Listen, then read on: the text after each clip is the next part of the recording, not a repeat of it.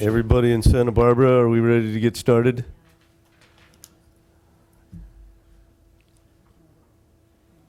Is the mic on down there? I can see your lips moving, but I cannot hear what you're saying. You must like that.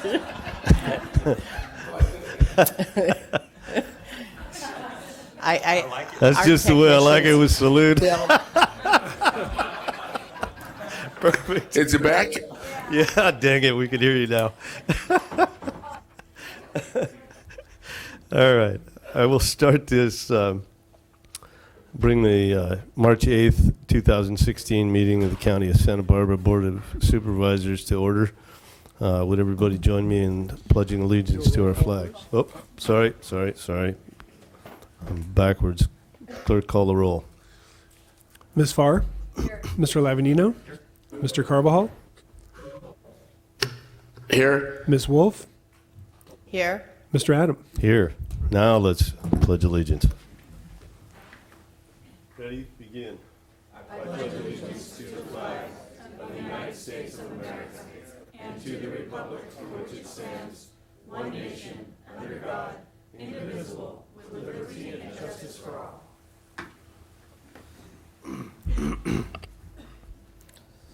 All right, can I get a motion to approve the March 1st meeting minutes? Second. All in favor? Aye. We're going to have a roll call. Oh, we have to have roll call votes on everything. Okay. Ms. Farr? Aye. Mr. Lavanino? Aye. Mr. Carbajal? Aye. Ms. Wolf? Aye. Mr. Adam? Aye. Passes 5-0. Okay. Do we have a CEO's report today, Ms. Minnesota? Chair Adam and board members, this is an early notice to everyone that we are doing our budget workshops for the county. They will be held March 11th, 13th, and 15th. That's Monday, Wednesday, and Friday. We invite the public to attend, and things will be posted, all the information will be posted to our website at the beginning of April. Thank you. It's actually April 11th, 13th, and 15th. Thank you. I think everybody in this room is under the influence to some degree or another of the virus. Yeah, of the virus. Not this room. We're all a little slow. Our next item is approval of the administrative items. Does anybody have anything to pull? Supervisor Lavanino. Mr. Chair, A8 for me, please. Okay. Down in Santa Barbara? I'd like to pull A3. 3, okay. Supervisor Carbajal? None, Mr. Chair. Okay. Supervisor Farr? None, Mr. Chair. None, okay. Let's go to A3 then first. Chair Supervisor Adam? Wolf? Chair Adam, members of the board, item A3 is from Planning and Development. It's to consider recommendations regarding the Pacific Coast Energy Company SEEP-CAN number 99 emergency permit in the 4th District. Okay, Supervisor Wolf? Thank you, Mr. Chair. I wanted to pull this item because, you know, as we've seen in the staff report, this has come to us numerous times for emergency permits, and now we have 99 SEEP cans, 57 of which are actively collecting oil. And so I wanted to ask staff, at what point does this require its own permit? I seem to recall that it was going to be included in a future permit, but I don't know what the status is of that. So if we can get some answer to that. Supervisor Wolf, through the chair, I'm happy to answer that question. The emergency permits all require a follow-on permit. The follow-on permit is the larger project permit that is currently being processed by P&D staff in the Energy and Minerals Division. That EIR and permit will be going to the Planning Commission in late spring, and the SEEP cans, the mitigation thereof, and the permitting thereof will be part of that permit. Following the approval of that permit, which could be as limited as just the SEEP cans or the larger project, including the SEEP cans, The future SEEP cans, if any are needed, will not require emergency permits. They will simply be relying on that EIR and be part of the permit which is granted at that time. Thank you, Dr. Russell. So if I heard you correctly, it sounds like it will be coming sometime in the spring. Just a follow-up question. When you do an EIR, it seems like you would have to define the project very specifically. But it sounds like it could be a project plus SEEP cans or just SEEP cans. That's Can correct. you just clarify that? Yes, Supervisor Wolf, through the chair. There will be a number of alternatives. One of the alternatives is SEEP cans only. So should the Planning Commission wish to simply address the SEEP cans and not permit the larger project, they will have that alternative to approve if they so choose. Okay, so that, I understand now. So that is the alternative to the project. Yes. Okay. Thank you, Dr. Russell. Okay, are we going to need a roll call vote on that one separate? No, that's Okay. fine. Okay, thank you. Supervisor Lavanino, and let's read A8 into the record. Chair Adam, members of the board, item A8 is from Planning and Development. It's to set a hearing to consider the appeal filed by Bob Field of the Planning Commission's September 30, 2015 de novo approval of the Santa Rosa Road Tier 2 Winery Development Project. This is in the Buellton area in the 3rd District, and the date would be March 15th. Thank you, Mr. Chair. So I just had questions about, there was a county council memorandum that went along with this about a 4-hour meeting for facilitation. And it really just kind of raised the question for me of who paid for that? Chair Adam and Supervisors, the standard appeal fee is right now is about $648, which covers everything. The facilitation process itself is a creature of a 1995 resolution of the Board of Supervisors, which established for third-party appeals, meaning not an applicant appeal, but a neighbor appeal or some other third-party appeal, that county council is required to offer a facilitation meeting to attempt to either settle the case or to narrow the issues. Participation in that process is voluntary, and when we report out, we do not report who did or didn't agree to attend. We just report that an agreement wasn't reached or we could not schedule a meeting.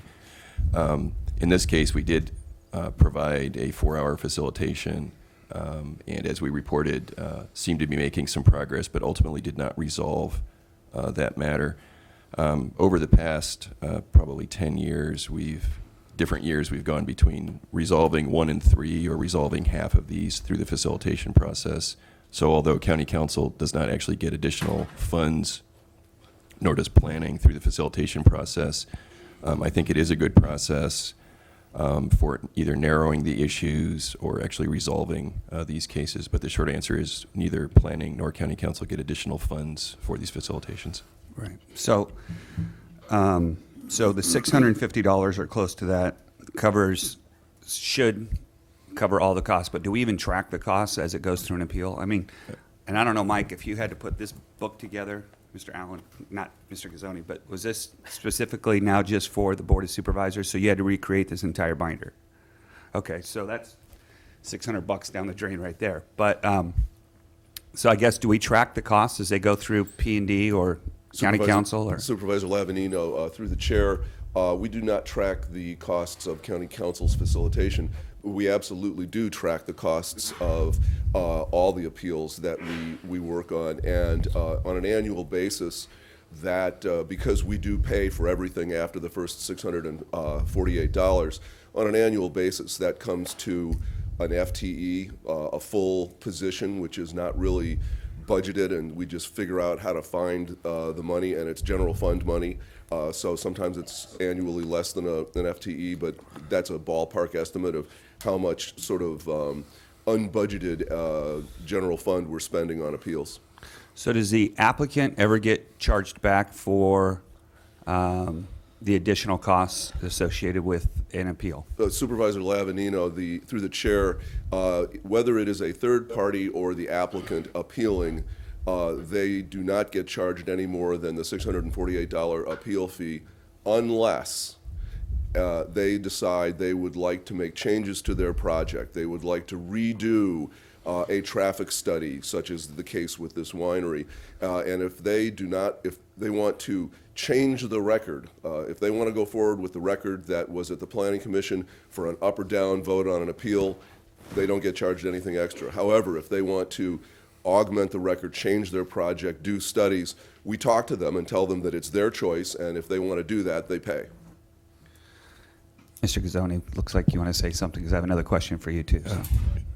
Chair Adam and Supervisors, and I think part of the framework that we look at in this is that on the county's permits, the applicant is indemnifying the county upon the county's actual approval of a project. So it's somewhat of a guided discovery for an applicant if they think that they would have a better record when they're indemnifying the county. That's part of the discussion we have with them. But were the applicant to say, no, I'm not changing anything, then that is a cost. I mean, basically the package goes forward as it is. And I think the other factor we have out here is that the courts, both federal and state courts, have told us that we don't have an unlimited ability on how we set our appeal fee. So there has been some litigation on that issue, not involving our county, but learning from other jurisdictions around the country. So is it county policy or is it state law that prevents us from, in a situation where you have a situation where something's appealed and the case is lost by the appellant, is there any, is it county policy or is it state law that prevents us from going back and charging those costs that are unrecovered back to the appellant? Chair Adam and Supervisor Lavanino, we could look at that in more detail, but the cases in terms of what we can actually charge an appellant generally look at a maximum cost in the hundreds of dollars and not have essentially a kicker that would go back that if they had an appeal where they lost, they would eat $2,000 or $10,000 of staff time. So appeal fees in the hundreds of dollars universally are upheld as courts look at them. Okay. And there's no question about standing of somebody that makes an appeal. It could be anybody from the community willing to write a $650 check. Chair Adam and Supervisor, so there are some people have to articulate how they are actually impacted by that, but the standing bar for an appeal is very low. I mean, you can be a county resident, you could be outside the county and have an interest inside the county. So the standing on these administrative appeals is actually a very low standard. Okay, well, I just think we have a county policy that says we're supposed to get full cost recovery, and it should come from somewhere, and P&D shouldn't have to sit there and worry every time somebody makes an appeal that they've got to eat and find a way to have general fund cover that. So, of course, I'd like to see, to me, whoever loses, whether it's the appellant or the applicant, it seems fair to me that would be the person that would pick up the cost. But I think we should come up with some sort of policy that, instead of just having P&D, try to figure out how to make it happen. So, There's no follow-up to that. Okay. All right. All right, so let's have a motion to approve A1, I guess, A1 through 14. Mr. Chair, I'll move the administrative calendar, all of it. Okay. Roll call vote, Mr. Allen. Ms. Farr? Aye. Mr. Lavanino? Aye. Mr. Carbajal? Aye. Ms. Wolf? Aye. Mr. Adam? Aye. Passes 5-0. Okay. Yeah, got plenty of room. Okay, so let's go back to Resolution A10 and read that one into the record. Chair Adam and members of the board. Item A10, this is a resolution sponsored by Supervisor Farr, and it's to adopt a resolution of commendation honoring Jacqueline Susan Green of the Sheriff's Department upon her retirement after over 25 years of faithful and distinguished service to the citizens of Santa Barbara County. And if Jacqueline, if you come on up. And Sheriff Brown.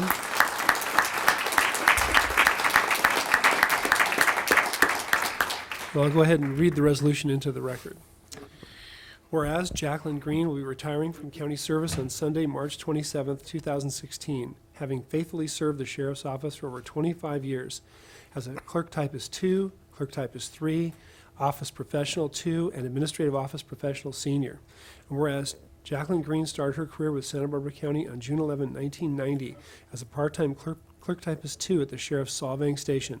In July of 94, she became a full-time clerk typist 3 and was assigned to the Sheriff's Buellton Police Station. And in May 2008, she was reclassified as an AOP 2. In January 2011, Jacqueline was promoted to an AOP senior and assigned directly to the commander of the North County Operations Division, the position from which she'll be retiring. And whereas Jacqueline Green throughout her career provided the employees of the Sheriff's Office positive mentoring, dedication, and professionalism, allowing her to rise steadily through the organization, attaining the position of AOP Senior. And whereas Jacqueline Green provided the citizens of Santa Barbara County with extraordinary professionalism and service, as well as provided essential clerical support to sworn members of the Sheriff's Office who dedicate their life to protecting the citizens of the county. And whereas Jacqueline's knowledge, skills, and experience contributed greatly to the overall professionalism and the goals of the Santa Barbara County Sheriff's Office, as well as the objectives of the county. Now therefore, it is hereby ordered and resolved that the Board of Supervisors commends Jacqueline Green for her faithful and distinguished service to the citizens of Santa Barbara County, congratulates her on her retirement, and wishes her and her husband Mike continued good health and many years of happiness.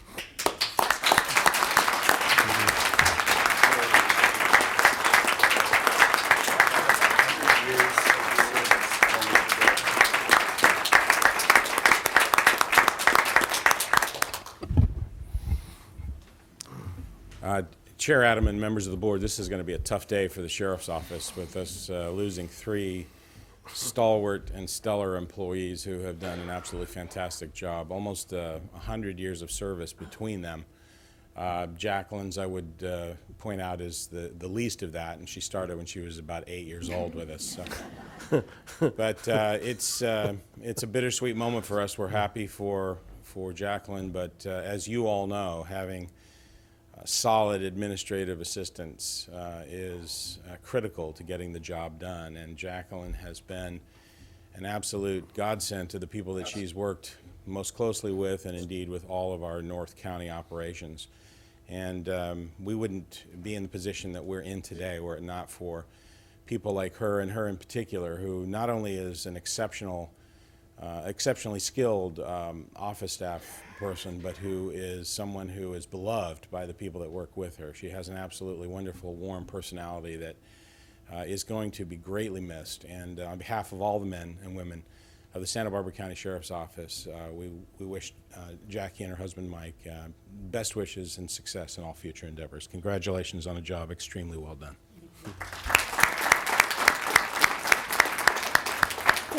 Thank you, Sheriff Brown. That was very, very kind words, and thank you, Chair and Supervisors. And I'm going to miss my coworkers and looking forward to a new chapter, but I will miss everybody. So thank you.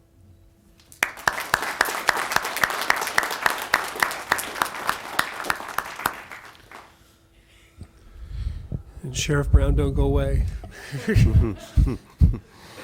So we're going to go ahead and move on to item A11. This is also sponsored by Supervisor Farr. This is to adopt a resolution of commendation honoring Commander Eric Koopmans of the Sheriff's Department upon his retirement after over 32 years of faithful and distinguished service to the citizens of Santa Barbara County. And Eric, if you can come up, and I'll go ahead and read the resolution. Whereas Eric Koopmans will be retiring from the county service on Sunday, March 27, 2016, having faithfully served the Sheriff's Office for 32 years, during which time he served as a Sheriff's Deputy, Detective, Sergeant, Lieutenant, and Commander. And whereas Eric started his career with Santa Barbara County on April 2, 1984 as a Sheriff's Deputy. After working assignments in patrol and the Transportation Unit, Eric was promoted to Detective and assigned to the Criminal Investigations Division, wherein he was tasked with and successfully completed the most complex investigations required of our agency. And whereas Eric, throughout his career, provided employees of the Sheriff's Office positive leadership and expertise as a Sheriff's Sergeant responsible for leading and mentoring patrol deputies and detectives, and he provided the citizens of Santa Barbara County extraordinary professionalism in law enforcement service while dedicating his life to the pursuit of justice. And whereas Eric was called upon to manage and later command the Sheriff's Special Enforcement Team and manage the Special Operations Division, providing leadership during critical incidents. And whereas Eric Koopman's knowledge, skills, and experience as the commanding officer of the Sheriff's North County Operations Division contributed greatly to the overall goals of the Santa Barbara County Sheriff's Office, commanding a major portion of our county's law enforcement services during challenging times, whilst simultaneously developing management staff, engaging in team building, and advocating for the needs of the law enforcement operations branch. Now, therefore, it is hereby ordered and resolved that the Board of Supervisors commends Eric Koopmans for his faithful and distinguished service to the citizens of Santa Barbara County, congratulates him on his retirement, and wishes him and his wife, Linda, continued good health and many years of happiness. Passed and adopted.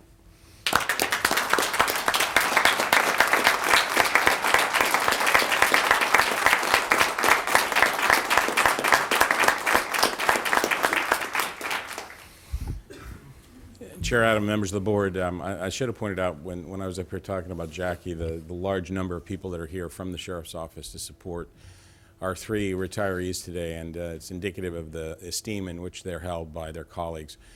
Eric Koopmans has done a remarkable job, as you've heard, with a variety of assignments.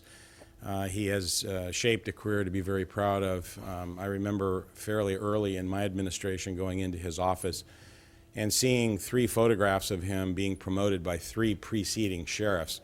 And he said to me, "Sheriff, I really would like to make it a complete set and have a picture of you promoting me up there as well." Well, that ultimately came to be, and I've never regretted for a moment that promotion. He's done a superb job up here in the North County. Not only has he led the men and women of the North County with integrity and with honor and with enthusiasm, he has also really embraced community values and has developed some tremendous relationships with our local community as well. He's been on top of concerns that community members have, and he has done a tremendous job in that respect. So we, again, all of us, the men and women of the Sheriff's Office, wish him and his family the very best in these new endeavors that he's about to embark on. Congratulations again on a job well done.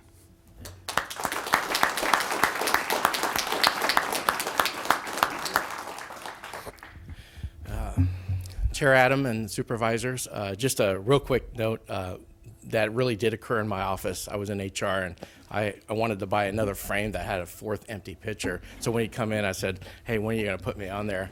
And when I asked him, every time I asked him, you could hear crickets in my office. He would never, no facial expression, wouldn't know if he was going to promote me or not.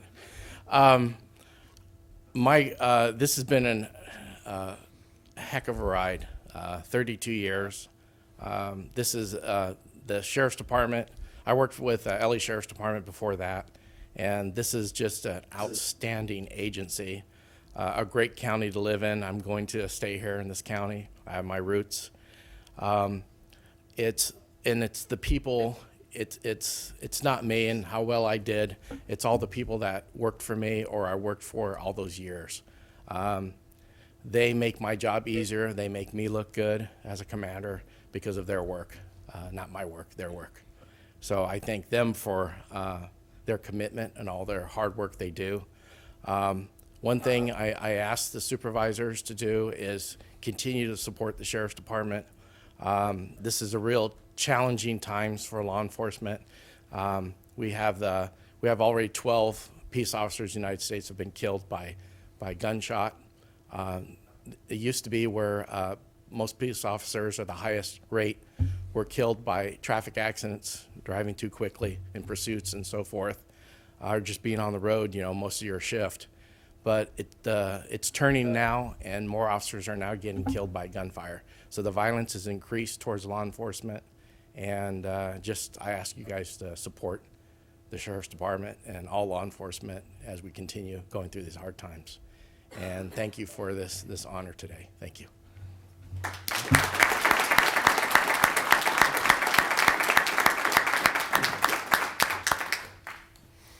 And still don't go away. We have A12 and A13. We're going to read in together, right, Mr. Allen? That's correct. Chair Adam and members of the board, items A12 and A13 are sponsored by Supervisor Adam. Item A12 is a resolution of commendation honoring Sergeant Mark Eberling of the Sheriff's Department upon his retirement after 39 years of faithful and distinguished service to the citizens of the county. And A13 is a resolution of commendation honoring Beverly Eberling of the Probation Department after over 33 years of dedicated service to the citizens of the county. And this is a first. We have a husband and wife team. So if you could both come up, Martin and Beverly.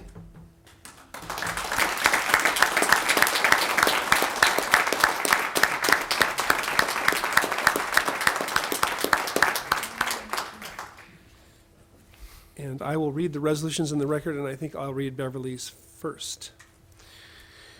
Whereas Beverly Eberling was born in Arkansas, and when she was 9 years old, her father's service in the military brought her family to Santa Barbara County, where she attended Cabrillo High School and Allen Hancock College. Beverly began her employment with Santa Barbara County in 1982 at the Department of Social Services and subsequently transferred to the Probation Department in 1985 as an office assistant supervisor at the Lompoc Regional Office, the site at which she remained throughout her career. And whereas an early benefit that Beverly reaped from working for the county came when she met Sheriff's Office employee Martin Eberling, who she married in 1986. And whereas in her role as supervisor, Beverly quickly became well-versed in the audit and juvenile probation arenas, having served as the go-to person in Lompoc. She has passed her wealth of knowledge onto her co-workers.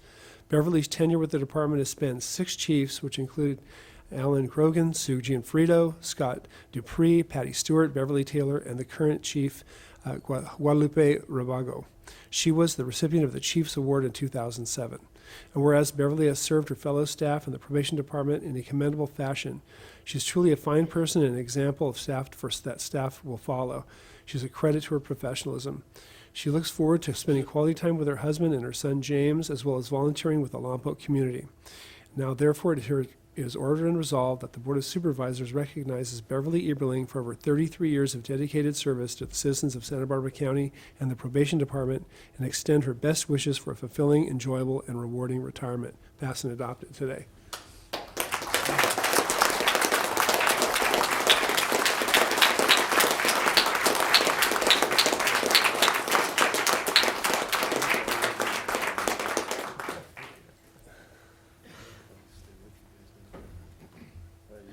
And now I'll go ahead and read Martin's. Whereas Martin Eberling will be retiring from county service on Sunday, March 27th, 2016, having faithfully served the Sheriff's Office for over 39 years, during which he served as a Sheriff's Deputy, Senior Deputy, Detective, and Sergeant. And whereas Martin started his career with Santa Barbara County on March 17, 1977, as a Deputy Sheriff after serving our country in the United States Army. During his 39 years of service, he worked in various positions, which include patrol, court services, and criminal investigations. And whereas Martin, using his skills as an excellent communicator and his calm, calculated demeanor, has been a member of the Sheriff's Office hostage negotiation team for over 27 years and the team leader for 17 years, provided the team with leadership and enhanced the technology, professionalism, and effectiveness of the team, providing the overall safety of civilians, deputies, and suspects during critical incidents. And whereas Martin has been known as a role model for his peers, both as a deputy sheriff and as a sergeant, by demonstrating extraordinary initiative, dependability, and a good attitude towards the law enforcement profession, encouraging and challenging other deputies to do the same. And whereas Martin's demonstrated dedication to the residents of Santa Barbara County by always going the extra mile and contributing greatly to the overall professionalism and the goals of the Santa Barbara County Sheriff's Office, as well as the objectives of the county.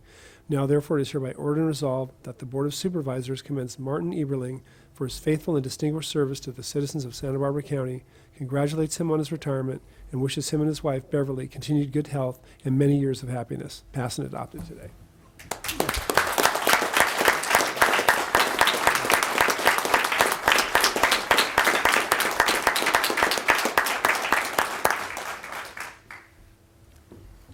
All right. Well, I've had about 14 months of getting to know Beverly, and one of the things that's very true is she is the glue that holds together the office in Lompoc. Her ability to take care of the office is amazing. There's a saying that says, I'd rather have one passionate, dedicated employee better than 40 merely interested. and Beverly clearly is that type of employee. She's compassionate, she's caring, she takes care of the officers as if they were her own family. And that's what I enjoy seeing in an employee. So thank you, Beverly, for many years of dedicated service to our department and 14 great months under my leadership.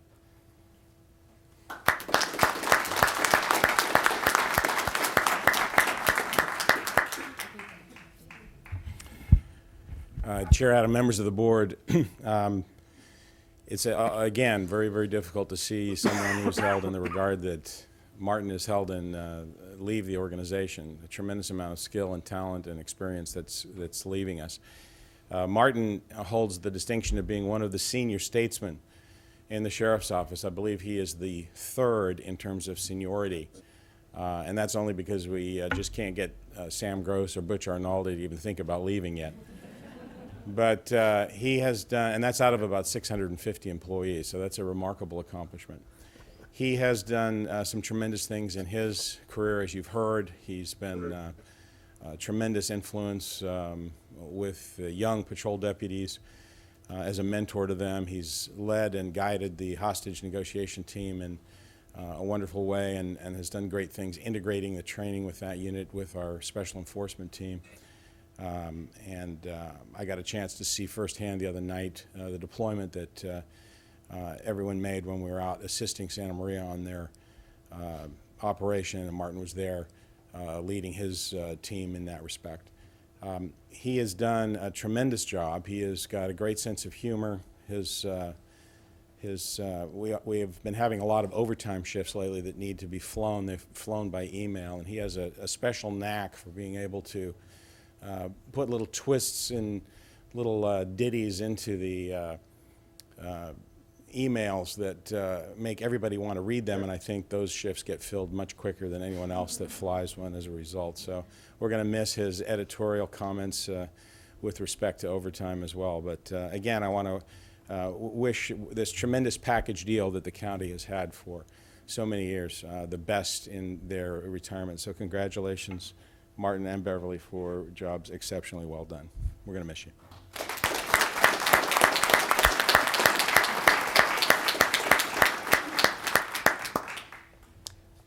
Chair Adam, members of the board.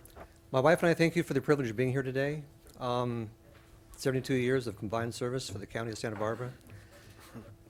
I can't think of a greater place we could have lived. I can't think of a greater place we could have worked. I know she has reservations about leaving. I have reservations about leaving. Looking forward at this point kind of to retirement. Not looking forward to the honey-do list I think she's creating for me. It'll be a new experience for the both of us to spend as much time together as we will in the near future. With my shift work and her regular hours, it's been like two ships passing in the night. So in our many years of marriage, we really haven't spent that much time together. So this will be a new experience. Hopefully we'll survive. Again, I've worked with the greatest people in the world. I can't say enough about the Sheriff's Department. It's been a grand place. I know Beverly thinks the world of the probation department. For her, that's been a grand job too. The hardest thing for me, I think, will be that during the years I've been trained to run toward the gunfire. And I think the hardest part will be in retirement is hearing the gunfire but not running toward it. Thank you very much.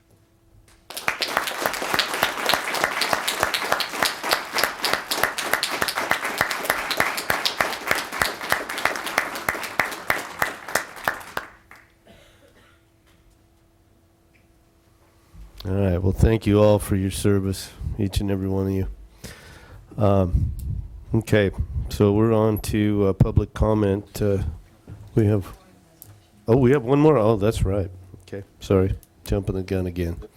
A14, Mr. Allen. Chair Adam and members of the board. Item A14, again sponsored by Supervisor Adam. This is a resolution proclaiming March 15, 2016 as National Agriculture Day and the week of March 13 through 19 as National Agriculture Week in Santa Barbara County. And I think we have a few folks to come up today. Ruth Jensen, Roberta, Amber, and is Catherine here? Not here today, and then Kathy Fisher. So yeah, come on up and I will read the resolution. Whereas National Agriculture Week is celebrated every year to honor agriculture for providing safe, abundant, and affordable products, a strong economy, a source of renewable energy, and a world of job opportunity. And whereas Santa Barbara County farmers and ranchers build on generations of success by remaining true to their history while constantly seeking advances in production, technology, science, research, and marketing to meet the demands of a growing world population and a complex global market. And whereas Santa Barbara County farmers, ranchers, and agricultural support businesses uphold the rural character of the county and provide the safest, highest quality, most abundant, and affordable food and fiber products in the world.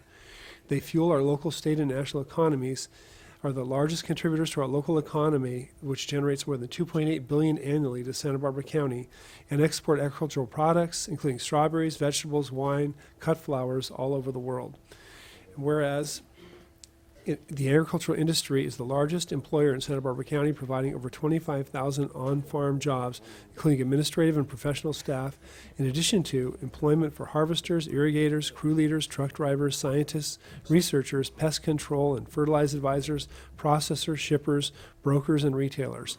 And whereas the stewardship of agricultural lands conserves the culture and history of Santa Barbara County, preserves the natural beauty and open spaces, and ensures sustainable resource base for future generations. And whereas Santa Barbara County has 2 chapters of California Women for Agriculture, whose members consist of individuals in production agriculture, agricultural support industries, and consumers, have consistently supported the agricultural industry through education and community service, and annually providing thousands of dollars in scholarships for school gardens, teachers who wish to attend ag in the classroom seminars, and local high school students pursuing college education in a field of study related to agriculture. They educate themselves, policymakers, and consumers about the issues facing agricultural industry and represent the agricultural industry in a positive manner to all residents of our county.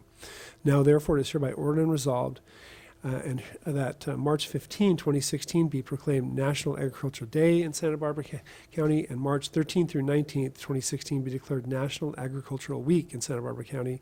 And they encourage everybody in the public to participate in activities that acknowledge, support, and celebrate the achievements of men and women who work throughout the year in the state's #1 industry. Passed and adopted today.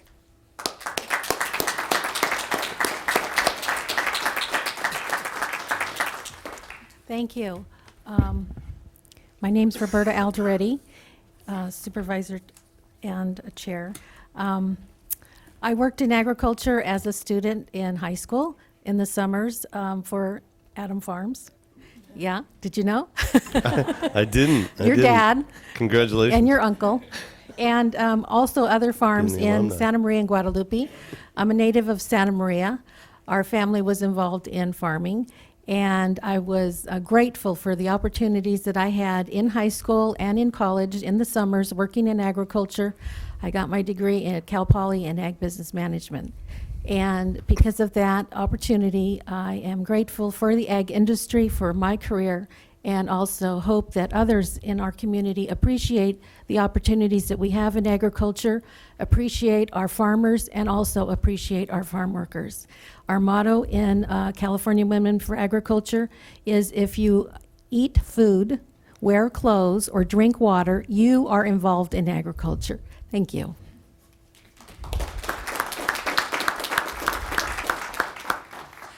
Good morning, Mr. Chair and members of the Board of Supervisors. My name is Amber Simmons. I'm a local kid from Santa Maria, and I'm actually one of the members on the Board of Directors for our local Women for Ag. But before that, I got scholarships from our local Santa Maria CWA. I was able to be the first one in my family to go to college because of that.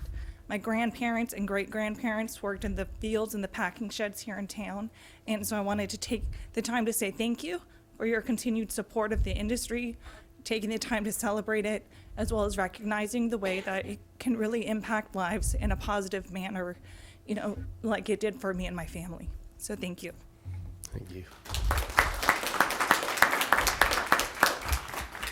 Mr. Chairman, members, my name is Ruth Jensen, and I'm actually a consumer from New York City. I happen to farm a little bit in Kansas, got my political science degree in Colorado State, and found myself here in California working for agriculture and international agriculture, traveling all over the world, and landed here in Santa Barbara County with my husband. I've been a member of California Women for Agriculture for over 32 years, and very active on the national level with American Agro Women, serving as the National Food Safety Director. And what I love about agriculture, it's so diverse, and it is what feeds us, clothes us, and houses us. Thank you for this honor. Thank you.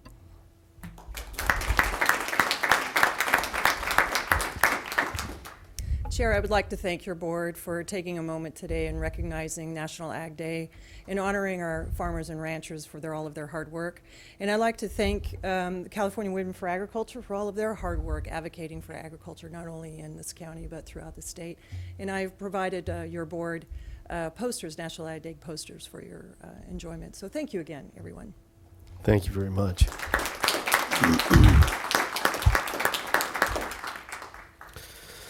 All right, now we're on to public comment, and we have one public commenter. Chair Adam, members of the board, we're going to go to Santa Barbara for public comment. We have one speaker. It's Catherine Bertalan. Catherine?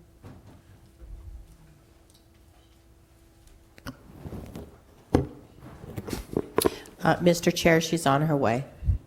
Thank you. Fire when ready. Good morning, Chair Adams and Supervisors. My name is Catherine Bertalin. I have been receiving services as a person living with HIV since April of '98 at Pacific Pride Foundation. And it was with great shock and chagrin and sadness and worry that we were told that Pacific Pride Foundation would no longer be handling our case management and supportive services. We've been assured that public health will be smoothly transitioning our medical case management and mental health services. I didn't realize you moved so quickly, otherwise I would have been here much earlier. Apologize for being late. I just want to throw my support behind whatever public health believes it can do, but I also want to ask you to be curious. Just be curious and see if we are really going to be having the case management and mental health services that we have enjoyed. That's all. Thank you very much. Okay, thank you very much. Okay, so that concludes our public comment. Would anybody like to take a break? We got plenty of time down in Santa Barbara. You want to just power through, or you want to? Okay, Supervisor Wolf, I can't get a read on you. I think Mr. Carbajal wants to say something. No, I was just going to say a break is fine, Mr. Chair. Okay, let's have a 10-minute break.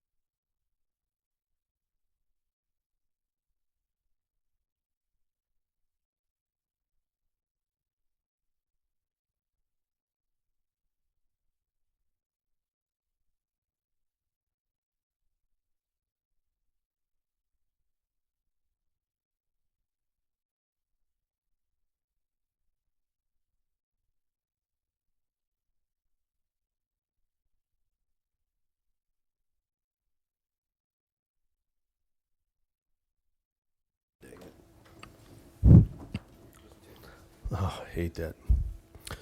All right, we are coming coming back to order here with departmental item number 1. Can we read that into the record, Mr. Allen, please? Chair Adam and members of the board, item number 1 is from the probation department. It's a hearing to consider recommendations regarding the public safety realignment in Santa Barbara County. This is the annual evaluation report. Okay. And we have Ms. Heitman here. Good morning, Chair Adam and Supervisors. Good morning. I'm Tanya Heitman, Deputy Chief Probation Officer. I'm excited to be before you today to share the latest programmatic outcomes specific to our local implementation of realignment and an overview of the third evaluation report prepared in partnership with UCSB. Dr. Jill Sharkey from UCSB is also present in the Santa Barbara boardroom and will be able to assist with any questions that might arise during the presentation. Although unable to be here today, I also want to acknowledge Kaylee Honeycutt and Daniel Doherty from our UCSB research team as well. They've both done an incredible job cleaning and analyzing data and responding to numerous requests for more information. It's now been over 4 years since realignment went into effect. The Community Corrections Partnership, or CCP, was tasked by statute with the development of a local plan for implementing realignment, and the plan is presented to your board each year for final approval. Santa Barbara County continues to be recognized as having a balanced plan with equal emphasis on jail operations, supervision, and treatment. The CCP has worked diligently to maintain this balance while also ensuring that the program is subject to an independent evaluation that can be used to improve outcomes and services to our offenders. This latest evaluation report provides analysis related to offender information that covers October 2011 through December 2014. When we come back to your board in May to seek approval for our fiscal year 16-17 realignment implementation plan, we'll be providing offender data that includes 2015. But for UCSB's analysis, which includes case closures and recidivism, which take longer to accumulate, they're reporting on an earlier period. The outcome evaluation is an ongoing process. As quickly as UCSB completes one report, they begin analyzing the latest data available so that every subsequent report has greater statistical significance due to the increased number of offenders who are included in the analysis. For today's presentation, I'll be reviewing some of the most significant outcomes. However, the report is filled with other findings and data. The full report has been provided in your packets, courtesy of the Los Prietos Business Center, and it's also available to the public online. To refresh everyone's memory of our acronyms, you'll recall that the realigned population under probation supervision includes a group referred to as Post-Release Community Supervision, or PRCS. The PRCS offenders are those that exit prison and are supervised by the county instead of state parole. There are 798 PRCS offenders in this year's evaluation. This is over twice as many offenders than were included in last year's report. To give you some idea of who we're serving within the PRCS group, 89% of them are male, 56% are Hispanic, 34% are white, 8% black, and 1% other. On average, they are 38 years old. Only 4% of them have had some type of sex offense in their history, and 25% of them have had a history of gang affiliation. 16% are returning to the community with some type of mental health need, which was identified while they were in prison. Their exits are broken down into 3 categories. 68% exited supervision successfully. 8% exited upon expiration, which means they were never able to complete a full year without some type of sanction, but were not returned to prison. And 24% exited supervision unsuccessfully. For the purposes of the evaluation, recidivism is defined as a new local misdemeanor or felony conviction. During their term of supervision, 24% of the PRCS offenders received a new conviction. This is a relatively low recidivism rate for a high-risk group. Ms. Heitman, can I interrupt you for a minute there? Certainly, Chair. Can you tell me what it was last year and the year before? This is the 3rd year of this program, right? The 24% is an aggregate of all of the years of data that UCSB has been able to analyze. We do have a additional recidivism look that we pulled that looked at it for those that were released in 2012. And for that particular group, during their period of supervision, they had a 16% recidivism rate. However, they are that was a much smaller pool of individuals, so I don't know that it's just statistically significant because it had too small of a pool. In the year 2013, which was a larger pool, there's 156 offenders in that sampling, the recidivism rate was 39%. And then in 2014, the most recent year that data is available through UCSB, the recidivism rate was 23%.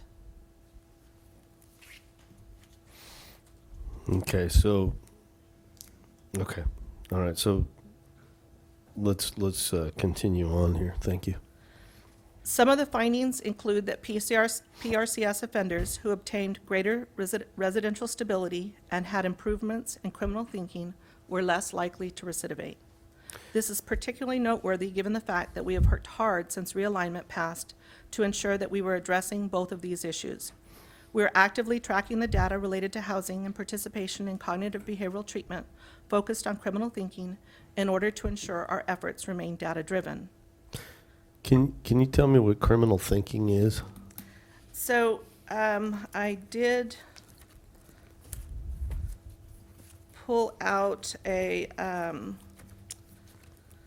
definition or a description that we use for our sentencing reports. We now provide information in each of our sentencing reports regarding each offender's needs and risk factors. And for criminal thinking, offenders that have criminal thinking are those that you would describe as more impulsive. They tend to be risk takers who show signs of selfishness, anger, and boredom. Criminal thinking not only leads I think we're pretty well represented up here on the dais. They also tend to Speak for show a lack of yourself. remorse for their choices or fail to take personal responsibility for their choices. It can lead to not only increase... I'm still not liking this. It Sound like Donald Trump, actually. It can lead to not only increases in recidivism, but also a reduced responsivity to treatment. So it becomes problematic on both ends. And effective interventions focus on modifying their thoughtlessness or impulsive decision-making, so trying to get them to slow down and really think before they make a decision, because what we on impulse might want to do is often the wrong thing to do. And most individuals in the non-criminal population take some time to think about, whether it's consciously or subconsciously, their decision before they actually act. And in the criminal justice population that tends to exhibit with a high criminal thinking, they don't take a moment or two to think about their actions. They respond very rapidly. So it's trying to slow their behavior down and cause them to stop and think about it, as well as helping them understand their role in whatever the outcome is. Supervisor Farr and then Supervisor Lavanino. Thank you, Mr. Chair. Just kind of following along on that, I mean, specifically, what kind of treatment services are getting at that? Is it just a traditional counseling, group sessions, individual sessions, a therapy type of thing? Besides, I'm sure, although they're coming out of prison clean, if they have a history of substance abuse, making sure that they don't slip back into that. I'm just wondering if you could give us a little bit more detail as to exactly what those treatment services are. Supervisor Farr, through the chair, you'll hear us talk a lot about cognitive behavioral treatments, and those are the ones that address those type of thinking errors. So within the criminal justice population, we try to use a cognitive behavioral treatment in all domains, whether we're dealing with substance abuse or just a general criminal thinking. Some of the ones that we use locally are reasoning and rehabilitation, thinking for change, and moral recognition treatment. Okay, but I guess as a layperson, what does that mean? What do they have to do? Do they go to individual meeting? Do they go to a group group meeting? Do they start out with certain kind of testing to see kind of where they are on the spectrum for these things, and then you kind of hone in and individualize it? I'm just trying to figure out exactly how this gets implemented. Right. Supervisor Farr, through the chair, the assessment is done by probation to determine if they're high need in this particular domain. If they are high need in criminal thinking, then they're referred to one of these interventions. They are all group interventions. Okay. Cognitive behavioral treatment, fortunately, is a relatively inexpensive type of treatment to deliver, and it is generally done in a group intervention process.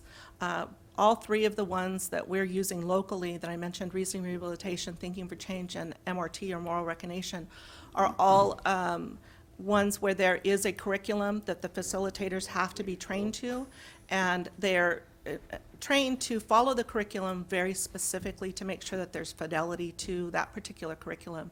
The other thing that we're very fortunate is that they don't have to be administered by a clinician. A layperson can be trained to facilitate these groups. Okay, well, I'm sure that that helps with the overall costs. And then, you know, I wanted to also follow up on the issue of greater residential stability. I know that this is an issue that I've asked about, and certainly the issue of affordable housing in our county has always been acute, and now ever more so. So for people that are special needs population, or, you know, trying to find housing for the homeless, and now certainly people that, you know, have been released from prison, there's, you know, all a population that probably struggles to find housing. And I know that that's something that I've asked you about, you know, how well you're doing with that. So since it's one of your findings, and it certainly makes, you know, good sense that if somebody's got a solid place to live, that they're going to be more successful in all of these programs. I'm just wondering what you're seeing as far as that goes, and what the board needs to know as far as, you know, the housing needs. We are very focused on housing, Supervisor Farr, through the chair, as you mentioned, and it has been one of the metrics that we're measuring. To give you an idea of where we're at, in November of 2014, our homelessness or transient population within the realigned offenders was at 10%, which was 29 offenders. As of January 2016, it has dropped down to 7%, which is 21 offenders currently. So we continue to make strides in that area. This special target populations, such as those that are very high need on the mental health side, as well as those that have some history of sex offenses in their background, are the ones that become the hardest to place. However, some that may not be considered hard to place oftentimes will go into a housing situation and fall out of the housing situation based on their criminal behavior or substance abuse conduct. So some of that unhoused population right now, they have been housed previously but have fallen out of housing, and we continue to work with them to try to get them back into housing. So we are continuing to do outreach to all of the housing providers to determine those that might be able to assist with the more difficult to place populations. Well, I have to say, of course, it would be nice to have 100% housed, but that seems like a very low percentage considering the population that you're dealing with, and the fact that some of them actually were housed and then fell out of housing for various reasons. So thank you for that. And then I know you're going to be talking later more about the use of GPS, and I am very interested in that. Thank you, Mr. Chair. Okay, Supervisor Lavanino. Thank you, Mr. Chair. Tanya, can you just help me with PRCS is, again, who these offenders are? So they're coming out of state prison. So just help me identify who those people are again. Supervisor, through the chair, the PRCS offenders are those that do get sentenced to state prison that prior to realignment, they would have been supervised upon their release by county or by state parole, and they now come to county probation. They are offenders who their committing offense for why they went to prison was a non-violent, So it's the three non-serious. So However, they might have had a more serious violent offense Prior. in their history. So that's how we get the 4% that are sex offenders, because that kind of threw me off a little bit. I thought these were the three nons but there are still some in there that have committed a sex offense somewhere previous. Supervisor, through the chair, that's correct. For the sex offender population, those typically are ones that had a sex offense in their history and then had a conviction for failing to register. Okay. So the failure to register might be what they're being supervised on right now. For that population, if they score high on the sex offender specific assessment tool, then they go to parole. If they score medium or low on the sex offender tool, then they come to us. That seems a little bit like a loophole to me in that, I mean, I'm more worried about the guy that doesn't register even more so than the guy that committed the sex offense and then at least registered. So a guy commits a sex offense and then he serves time, but then he doesn't register and he gets recommitted, but now he's sent down to our level and we're going to watch him. That seems like a pretty dangerous, somebody you want to keep your eyes on. Supervisor, through the chair, that's correct. We handle the sex offender population very conservatively. We're required by statute to place them on GPS if they're high risk. This population is not high risk on that tool, but we place them on GPS anyway. And we supervise all of the sex offenders on GPS for their entire period of supervision. Unlike other offenders that can earn their way off by meeting milestones or having success, we err conservatively with our sex offender population. Do we have any chance of, is there a veto process or anything if somebody's determined that they're going to go through the realignment and they're kicked to us and we say, hey, you got to take another look at this guy's case, you might want to send this guy back to state prison? Supervisor, through the chair, we can't ask that they return them to state prison, but what we can ask is if we think that they're more appropriately identified by parole's population, Okay. So there they'd is be- a process that I we can gotcha. go through. Does that make it any, that doesn't seem like it would make it any safer to me. It's just who's watching the person. It's either going to be parole or you. And parole's going to put them on GPS anyway, right? Supervisor, through the chair, I thank you for pointing that out because I believe that we are supervising them in many instances more aggressively okay. than state parole Great, would. thank you. Any questions from Santa Barbara? Uh-oh, sorry. Supervisor Wolf, we don't have your mic on. No? There we go. Go Okay. ahead. Tanya, I just wanted to, I know you're not done with your presentation, but I think your last statement about the supervision that our probation provides is, I think, so extensive and provides so many more services than perhaps just a GPS. I also wanted to touch on the fact that you mentioned that at the very beginning you said that this is a low rate of recidivism for a high-risk population. And I think that's worth noting because in the report that was stated that the majority of the folks that we're working with are high risk and they need extensive services. So if you could just, as you're going through your report, just talk about the high-risk population.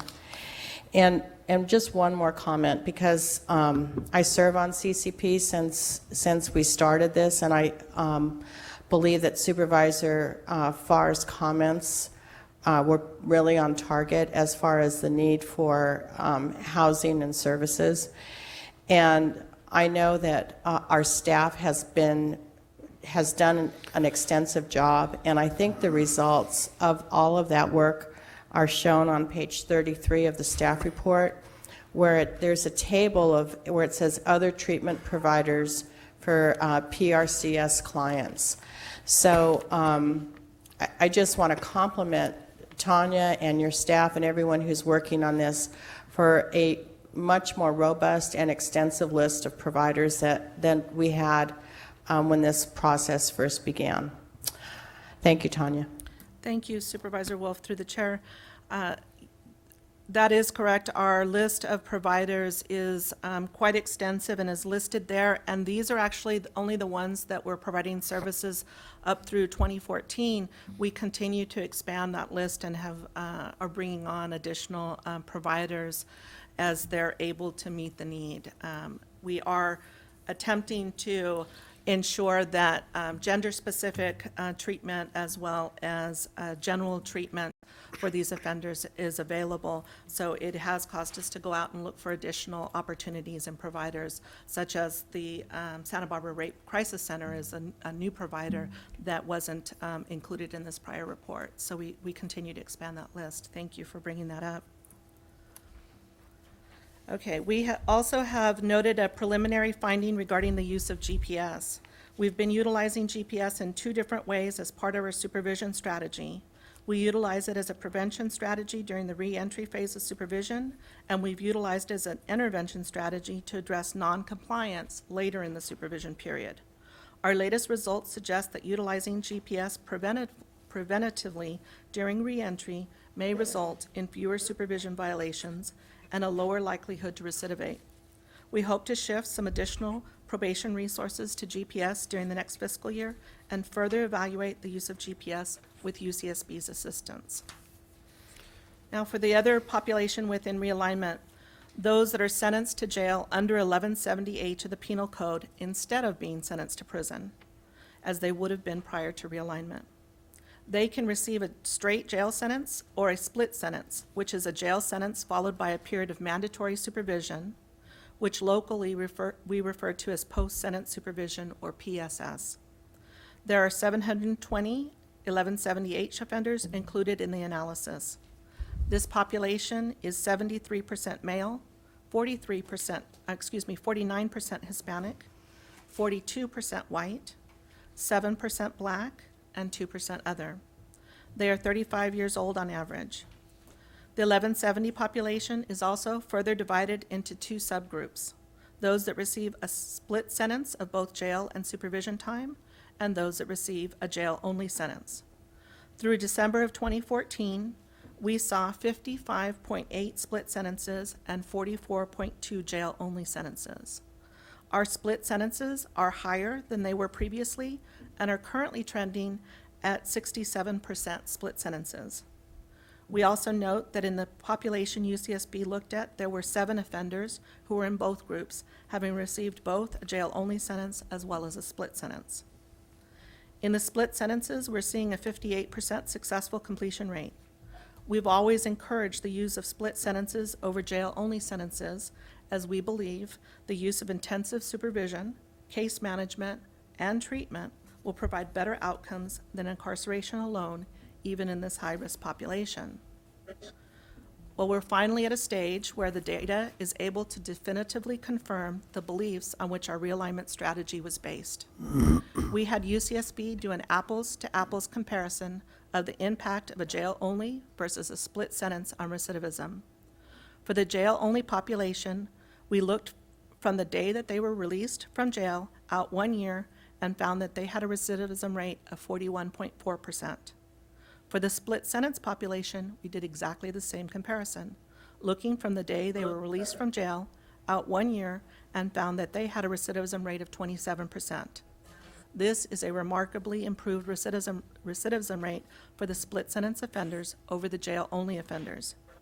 Interestingly, the split sentence offenders have slightly higher risk scores than the jail-only offenders, which makes this recidivism reduction all the more compelling.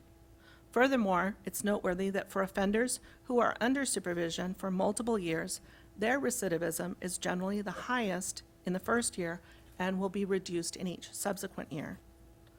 A lower reconviction rate for split sentences over jail-only commitments is very affirming of all the planning and implementation efforts that have gone into realignment.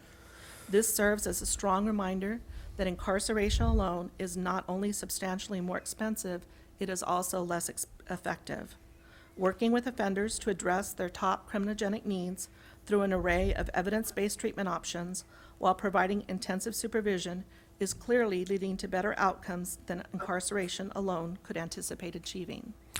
Ms. Hyman, can you tell me what the trend over time is with these? For the 1170 population, there really isn't enough data to provide a trend over time, if you will.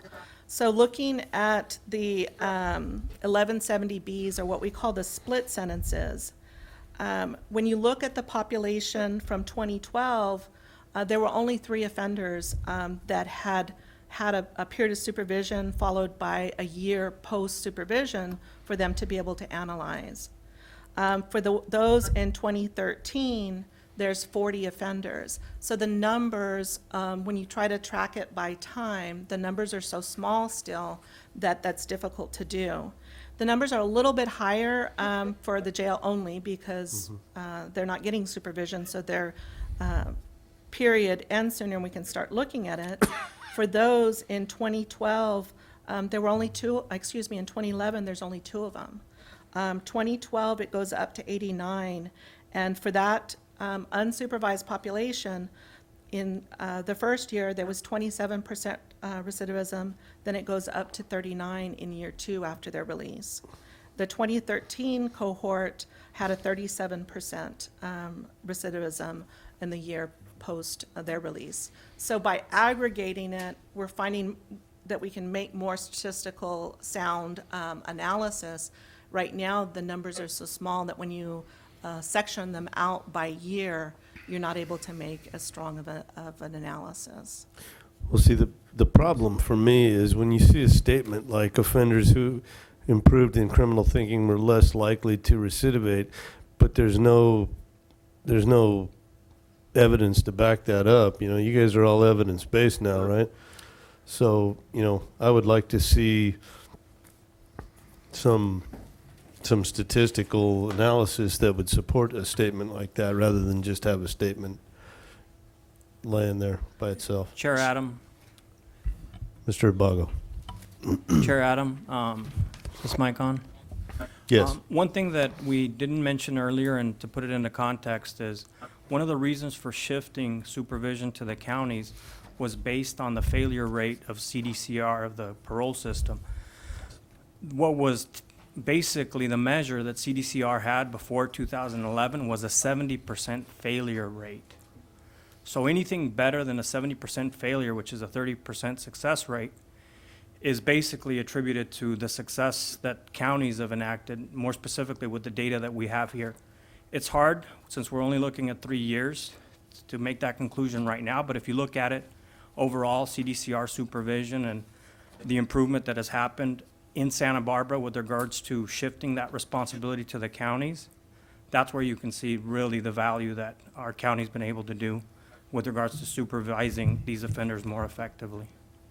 Okay, well, in the future, you know, next year, when you come back with this report, let's put some backup in there and see. I mean, we should have 4 years of information at that point, and even though the numbers are kind of small, they are what they are. So, Chair Adam, that is information that UCSB included in the full report. We can have them condense that particular item into a more user-friendly report for the board to consider. But that is information that is currently available. okay, that's great. Supervisor Lavanino. Thank you, Mr. Chair. Is it harder now to reoffend with, how does Prop 47 play in? I mean, are we looking at anybody that gets a cite and release, or, because it seems pretty difficult at this point to reoffend? Supervisor, through the chair, Prop 47 shifts, as you know, the felons to misdemeanor type of offenses. So we will be seeing a shift in terms of when we break down reconvictions of felonies versus misdemeanors, we'll see it shifting to the misdemeanors over the felons. For this particular report, recognizing that that's an issue, we are looking at the combined felony and misdemeanor convictions. We aren't separating them out because that would mitigate what is actually occurring. So we believe that it's more accurate to look at the reconvictions regardless of whether they're misdemeanors or felons. The other question I had is on a split sentence, what do we normally see the person serving? Is it a percentage-wise of their sentence? How does that work? Supervisor, through the chair, it varies widely. Anything from, you might see their supervision period only be 90 days to somebody else that may have 10 years of a supervision period. It creates an extra kind of nuance to the evaluation. and makes it more difficult to analyze the data, unlike the PRCS offenders where the time periods are relatively stable. For the split sentences, they're all over the map. Okay, thank you. Mr. Chair? Yes, please, go ahead. Thank you, Mr. Chair.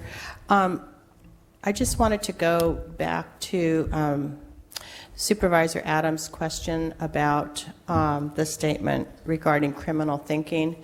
And I was looking through the book that was provided to us on page 84 that I think addresses this issue about where it says criminal thinking during supervision were less likely to have new convictions compared to offenders with negative or no changes. So the data is there, but what I think is so striking about the data is that we just don't have a very large sample group. So I mean, I guess in some ways that's good because we don't have as many folks as we may have anticipated at the beginning. But it's maybe also harder to make, a judgment statement. But I'm going to ask Ms. Sharkey, who's here, if that's okay, Ms. Heitman, just to comment on that aspect. Sure. One of the reasons that low numbers of participants means that we can't make definitive conclusions is because they may be an anomaly. And so we need to make sure there's enough of those clients to know that the pattern is about that group versus individual differences. And so the statistics we use will only allow us to detect differences when they're consistent across participants in one group.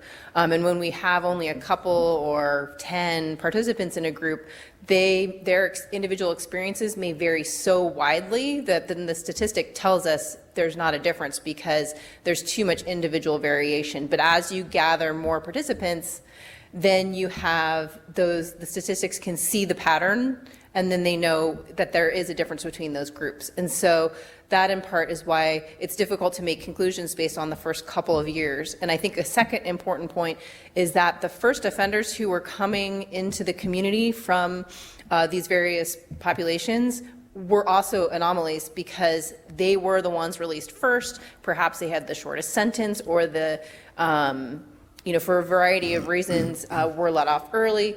So they don't represent the standard client. So we want to be very cautious about interpretations from the first couple of years. And it's really now in this report that we have some bigger groups of clients. We can make some more generalizable statements. And we are excited for the next year's report that's going to come out soon because we'll have, as you said and as you've requested, some more detail of patterns over time. That's great. Thank you very Mr. much. Chair. Unless anybody else have anything for Dr. Sharkey? Okay, Ms. Heitman. Thank you, Chair. The power of an independent evaluation such as this is only unleashed when the information that it provides is utilized to inform the system's response. So perhaps the most important question is, where do we go from here?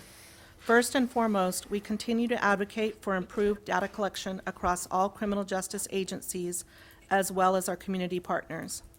The fiscal year 16-17 provider contracts will incorporate an additional level of data submission requirements so that UCSB will be able to look more closely at issues of engagement and dosage in treatment analysis.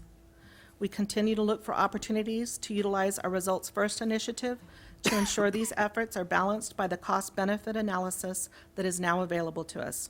We've also relaunched a county-focused interagency data group to explore methods for our agencies to integrate data and benefit from each other's expertise and technical skills.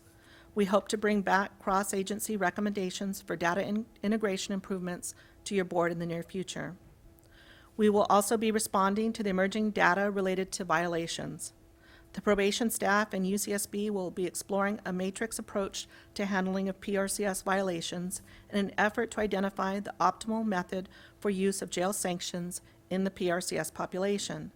This is an area where we know the current efforts work well with many offenders, but the data suggest it's not being used as effectively as possible with a group of treatment-resistant offenders who are utilizing more than their fair share of jail days without any significant improvements in outcomes. And as I mentioned earlier, we're interested in the emerging outcomes related to the use of GPS as a prevention strategy during the reentry stage. We've asked UCSB to design a rapid response study that would allow us to not only explore this issue very closely over a short period of time, but use it as a basis to inform new protocols which can be implemented swiftly to best support successful reentry from prison. And lastly, we're interested in conducting analysis of how incremental changes in the criminal justice system, as well as initiatives such as Prop 47, are changing the demographics of the population. This year's report is filled with other analysis and provides insight into many complex factors, many of which we didn't have time to explore today. The UCSB research team is uniquely positioned to assist the county and is regularly utilized as a resource to ensure our changes are in line with the latest research. They are assisting us in moving forward as a truly data-driven and research-based criminal justice system. Supervisor Farr. Thank you, Mr. Chair. Thank you, Ms. Heitman. I do want to go back to the use of GPS. I mean, early indications are that that's a really good tool. So I'm glad you're going to be further evaluating that. And so if your further evaluation shows that this is something that you want to use more, who makes that decision? And how is it decided? And where does the money, the funding come from for that? Supervisor Farr, through the chair, I believe that for the numbers that we're talking about, that we may not need any additional resources, and we may be able to increase GPS within the existing resources allocated to probation under realignment. However, if for some reason that's not the case and we need additional resources in order to achieve the best results, then we would need to take a recommendation back to the CCP work group, and that's a group of stakeholders from the CCP agencies, make our case there, if you will, that this is a worthwhile investment, and then take it to the CCP for them to approve. Assuming they approved it, then it would come to your board for approval. Okay, so if it didn't need additional funding, as you think, at least you have a small enough pool maybe, so then is that decision just made by probation? Supervisor, through the chair, yes, I anticipate that that is a decision that is within our purview at this time, and we wouldn't need any other authorization. How many more individuals do you think you could accommodate approximately before you would need additional funding? Probably somewhere in the ballpark of 25 to 30. And how many are using it now? Supervisor Farr, through the chair, in the PRCS population, which this is specific to, at any given time, there's probably approximately 20 that are on GPS. So we're talking about more than doubling it, Correct. perhaps, Correct. still within existing resources. Supervisor, through the chair, the only reason that I think that we may be able to do that is because the population has come down somewhat through Prop 47 and has given us a little bit of breathing room, if you will. So I believe that we may be able to shift some resources to make this happen. Great, great. Well, that all sounds very good. Thank you. Okay. UCSB, as I was saying, is moving us forward as a truly data-driven and research-based criminal justice system. Their analysis is utilized to guide policy decisions which are guiding us toward constant improvements in our system. UCSB is also assisting in identifying additional assessments that might be beneficial in understanding the population, but which are also designed to assist in developing appropriate case plans and ensuring that offenders get targeted programming. One example is a partnership with the jail in which we're working to identify a brief mental health assessment tool for those in need of intensive in-custody mental health services, and we hope to include their pilot efforts around treatment into future UCSB evaluation reports. We continue to meet new challenges together and use them as opportunities to seek out creative ways to engage offenders who most need treatment to ensure they have an opportunity to improve their lives and become productive members of our community. We recently met in regional focus groups with all of our community partners to review the results of the evaluation and brainstorm further improvements with them. We find great encouragement in the energy and passion that exists around this work and the positive changes that we're seeing in the lives of many of the offenders. We are looking forward to returning to your board in May with our fiscal year 16-17 realignment plan.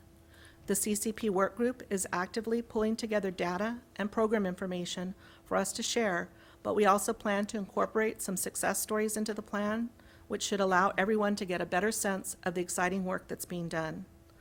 I want to thank each of you, as well as the department heads, for the commitment and high standards focused on data-driven results that have been embedded in our county's realignment effort.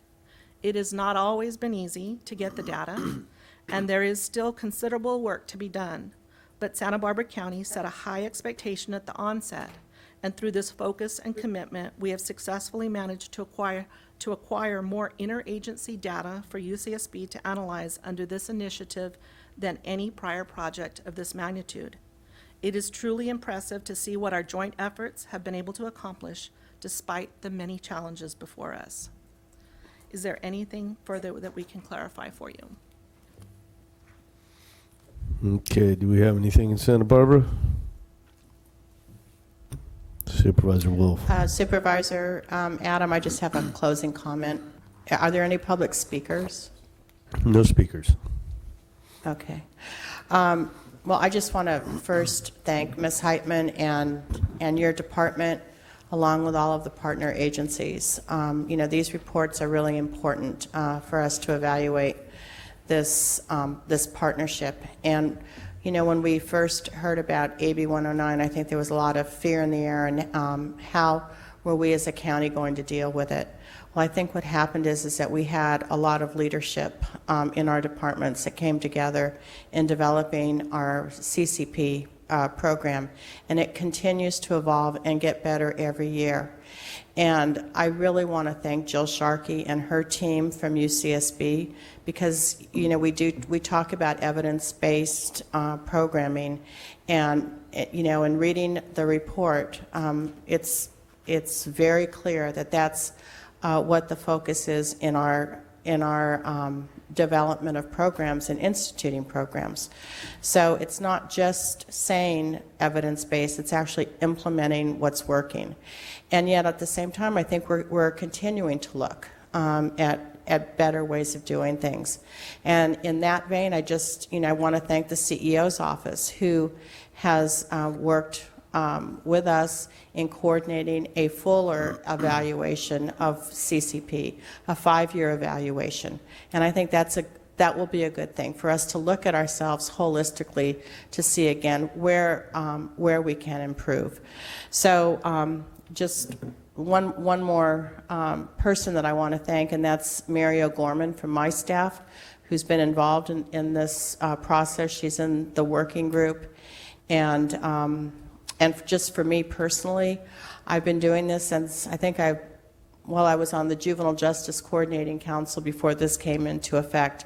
And I can't tell you how much I appreciate all of the education that I have received from people who know so much about criminal justice. And it is, in some ways, it's an art form, but in a lot of ways, it's a guessing game. And I so appreciate the diligence and hard work of everyone who's working with a really difficult population.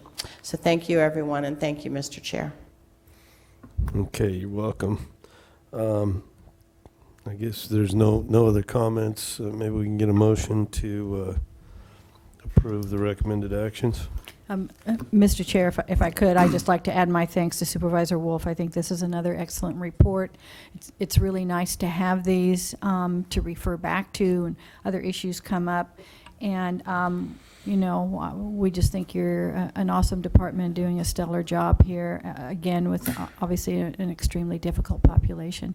So thank you. And so with that, I'm happy to move staff's recommendations. Okay, and I couldn't agree more. So roll call vote. Ms. Farr? Mr. Lavinino? Aye. Mr. Carbajal? Aye. Ms. Wolf? Aye. Mr. Adam? Aye. Passes 5-0. Okay. Thank you, Chair Adam. If I could just quickly mention, we didn't thank Tanya, and Supervisor Wolf did mention the work group. That's where all the work happens. That's where all the great data is exchanged, all the information. This is a collaborative effort amongst many different departments in our county and even community-based. But thank you to Tanya, to Kim Sheehan, those that are representing the probation department and the work group, and to all the staff that, do put in long hours, making sure that we're making the best data-driven decisions. And thanks for the support of the board and the CEO's office in making this successful. Okay. Well, thank you very much. Excuse me. All right. Let us move on to departmental item number 2. Mr. Allen. Chair Adam, members of the board, item number 2 is from Planning and Development. It's a hearing to consider recommendations regarding a Verizon telecommunications facility at Mission Baptist Church. This is on Rucker Road. This is an ordinance 661 consistency rezone. This is in the Mission Hills area in the 3rd District. Yes.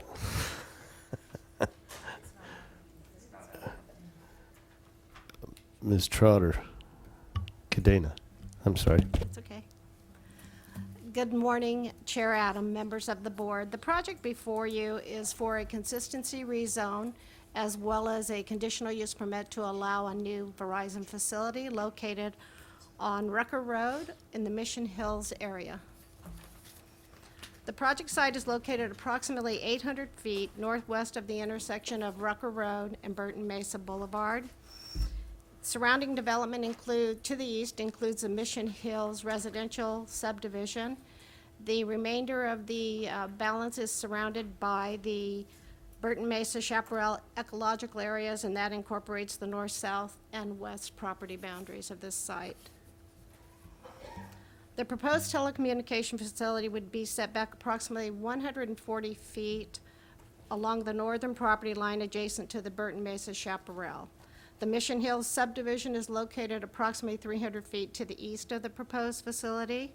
Access to the site would be provided from the existing driveway, as you can see on this slide.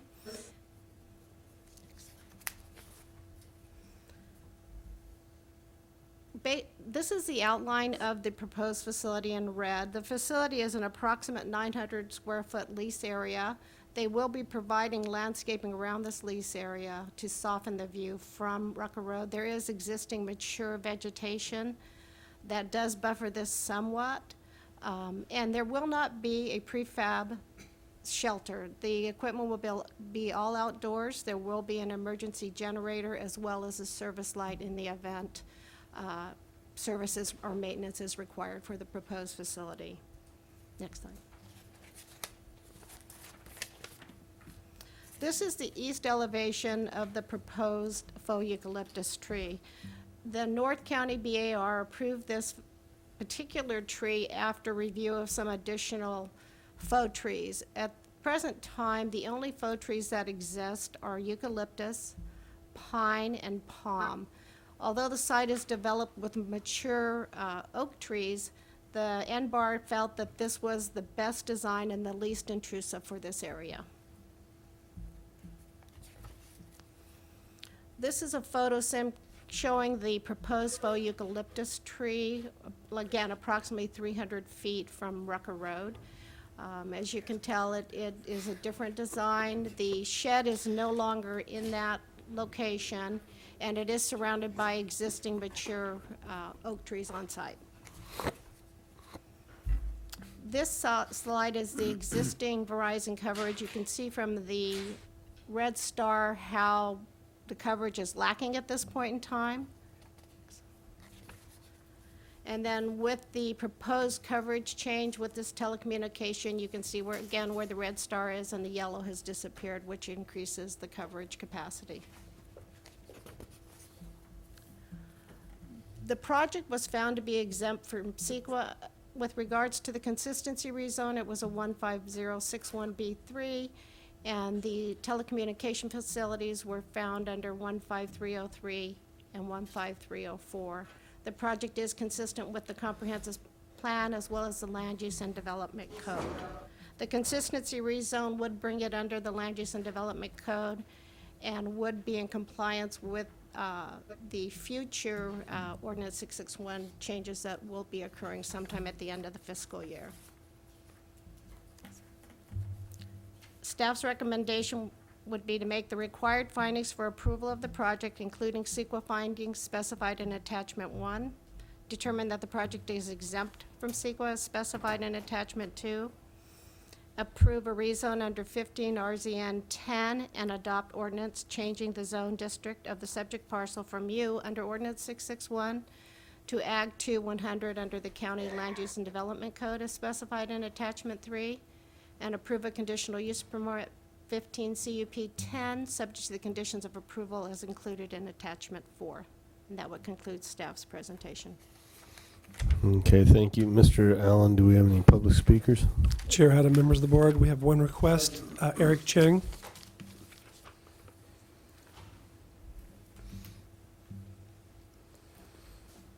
Good morning, Chair and Supervisors. My name is Eric Chung. On behalf of Verizon Wireless, I would like to thank you for your time and consideration of this project and answer any questions that I can if any come up. Thank you. Okay. Supervisor Farr. Well, thank you, Mr. Chair, and unless, my colleagues here on the board, have any questions, I'm prepared to go ahead and move staff's recommended actions, except to say I think that this is a first in my experience, probably both at the Planning Commission and since I've been on the board, to have a telecommunications facility like this come through with no public opposition. So congratulations to the property owner and to the applicant. I see that County Council may have some comments they want to make. Mr. Chair, Supervisors, just Please. before we have a motion and vote, if we could do ex parte disclosures, if there are any. I have no ex parte. I don't have any expert. I have none. Santa Barbara? I have none.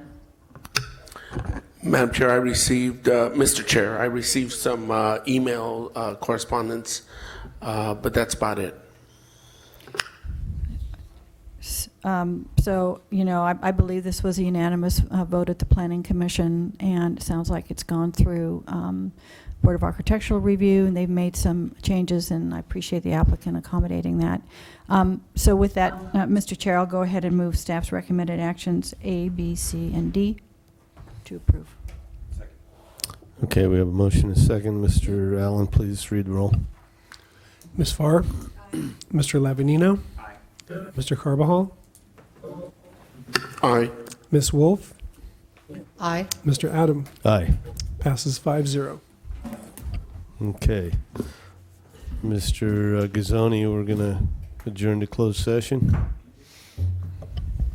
Chair Adam, the board today is agendized to consider 4 separate items. The first is conference with counsel for existing litigation, County of Santa Barbara versus Pacific Regional Director, Bureau of Indian Affairs.